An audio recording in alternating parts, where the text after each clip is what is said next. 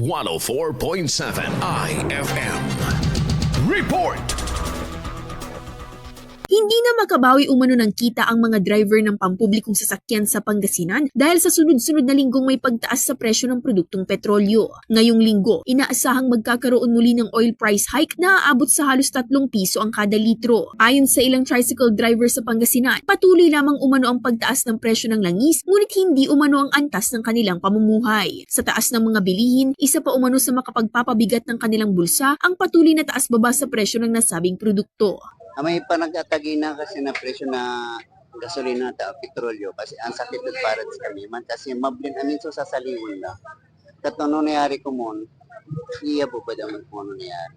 Hiling nila ang pagkakaroon umano sana ng aksyon upang tuluyang makontrol ang presyo ng langis sa merkado. Bukas, January 21, 2025, posibleng maranasan ang pagsipa sa presyo ng langis kung saan 1.50 to 1.90 pesos kada litro sa gasoline, 2.60 to 2.90 pesos sa diesel at 2.30 to 2.50 pesos sa kerosene. Kasama mula dito sa IFM Dagupan, ito si Ida Joanna De Vera. Tatak IFM.